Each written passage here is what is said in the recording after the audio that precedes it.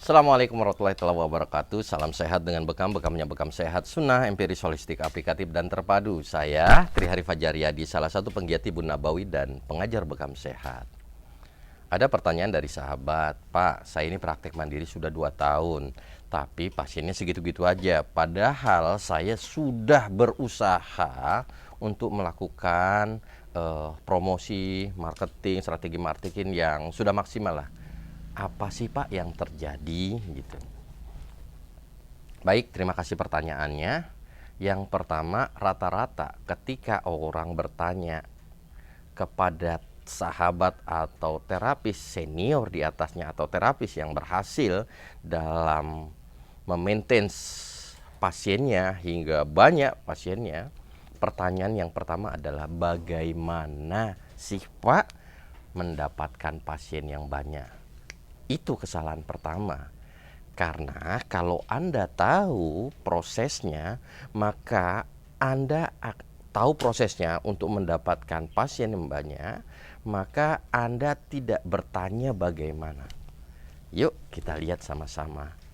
Ketika bicara tentang pelanggan, gitu ya. Pelanggan ini apa? Pelanggan adalah customer bekam Anda, klien bekam Anda yang telah berulang kali diterapi oleh Anda. Kenapa dia bisa berulang kali terapi dengan Anda? Karena dia merasa puas. Nah, proses merasa puas itu dari pertama kali dia dibekam dengan kemudian dia berulang kali itu ada prosesnya. Kita tidak belajar itu, tapi nanti pelan-pelan ke sana. Yang kedua, klien pertama Anda. Dari mana klien pertama Anda? Ini adalah orang yang sudah tahu bekam. Sudah tahu bekam, manfaatnya bekam, dan orang tahu kalau Anda bisa bekam. Maka ketika dia menghubungi Anda, ini menjadi klien pertama Anda. Nah, ketika untuk menjadi klien pertama Anda, ada prosesnya. Dia harus tahu bahwa Anda bisa bekam, dia harus tahu manfaat bekam, dan dia harus tahu kenapa dia bekam dengan Anda. Ada prosesnya. Berikutnya dari first klien ini tadi, klien pertama Anda, ada prospek. Siapa itu prospek? Orang yang sudah tahu bekam, tapi belum bekam dengan Anda. Jangan-jangan bekam sama orang lain. Atau jangan-jangan dia baru tahu dengan temannya bahwa bekam itu bagus. Oke, baru dari prospek awam. Atau yang saya sebut target bekam. Awam ini orang yang nggak tahu apa-apa. Orang yang belum tahu dengan bekam dan dia punya hubungan dengan Anda. Entah hubungannya seperti apa. Lewat di medsos kah atau hubungan pertemanan seperti itu. Nah, ketika bicara Anda ingin meningkatkan omset dengan mendapatkan kunjungan lebih tinggi lagi, hal yang pertama, tentukan siapa target bekam Anda. Kalau Anda laki-laki, kita tahu bahwa yang namanya laki-laki, rasa keluhan fisik biasanya umurnya di atas 40 tahun. Di bawah 40 tahun, 30 tahun nggak pernah, jarang ada keluhan fisik. Jadi salah satunya tentukan target bekam Anda bagi Anda pembekam laki-laki. Pertama, umurnya 40 tahun ke atas. Seperti itu. Yang kedua, setelah tentukan target bekam Anda, Pak, sebelumnya ada pertanyaan, Pak, kenapa yang pertama kali siapa atau tentukan target bekam kita ini, kenapa diperlukan itu Pak? Supaya energi Anda itu nggak sia-sia.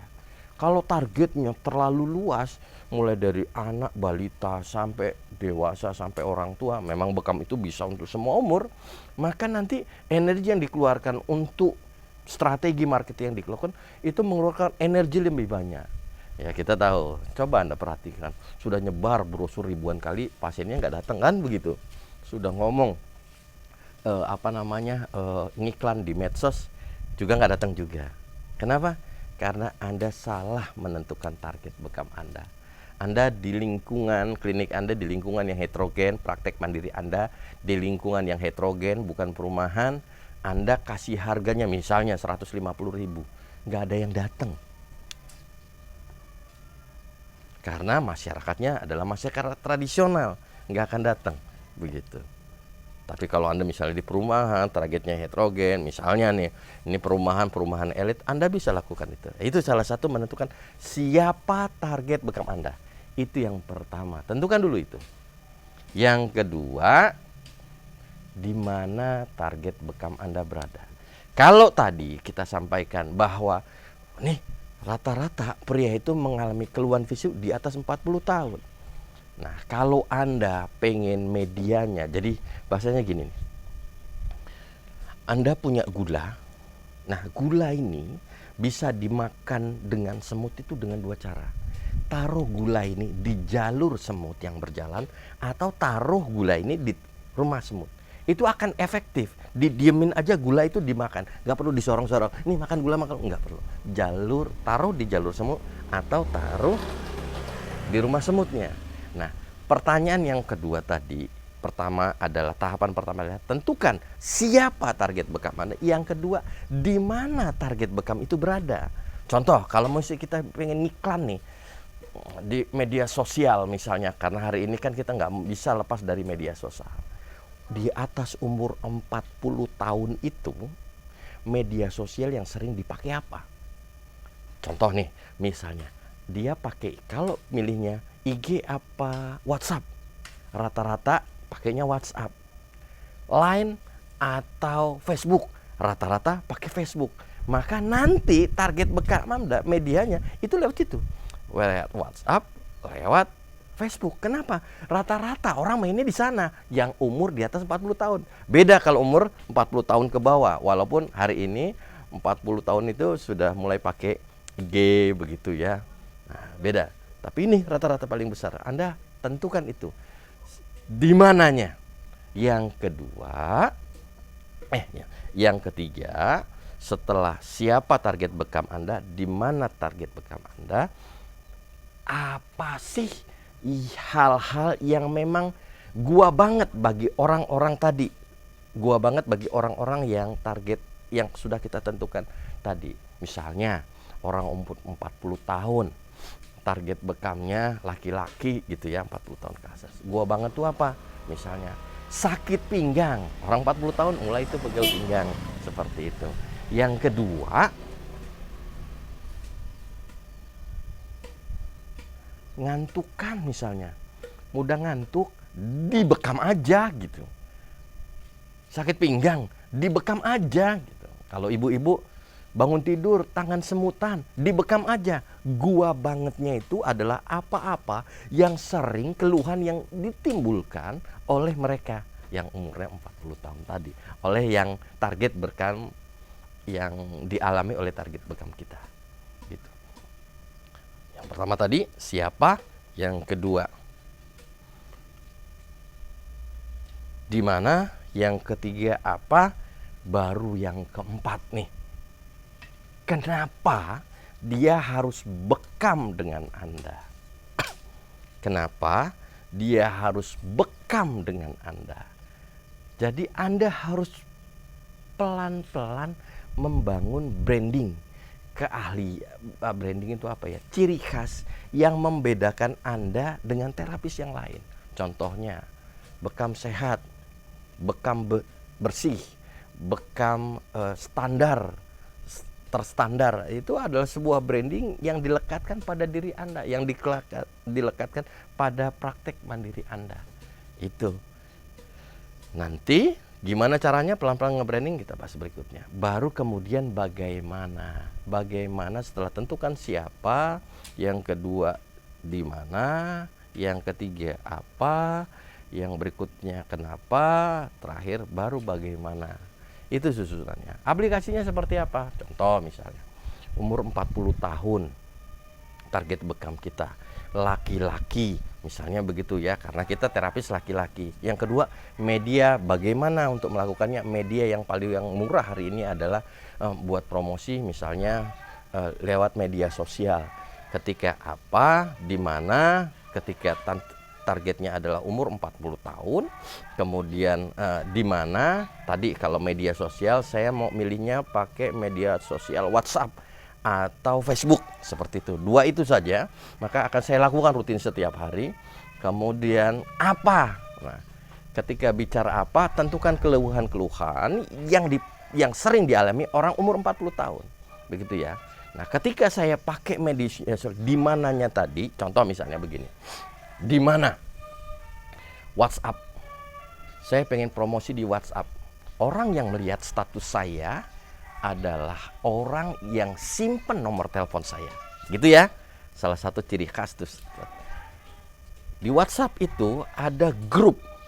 Satu grup itu jumlah kapasitas maksimal itu 257. Anggap sajalah 200 peserta grup setiap itu. Kalau kita punya grup 10, maka ada potensi awam ini tadi. Potensi yang disimpan di sini. Potensi orang awam yang belum tahu bekam ini tadi itu adalah 2000. Oke. Maka gimana caranya orang 2000 orang awam ini tadi itu bisa lihat status kita setiap hari. Caranya dia harus simpen nomor kita. Anda bisa saja mulai japri pelan-pelan satu-satu tuh. Bismillahirrahmanirrahim. Assalamualaikum. Afwan Abang dah, saya Teri, salah satu grup di pengajian Bekam Sehat nih. Mohon maaf, kadang saya sungkan untuk bertanya pada para senior, boleh nggak saya kalau kapan-kapan bertanya sama antum? Saya Teri gitu, mohon maaf biar saya save nomor telepon Anda.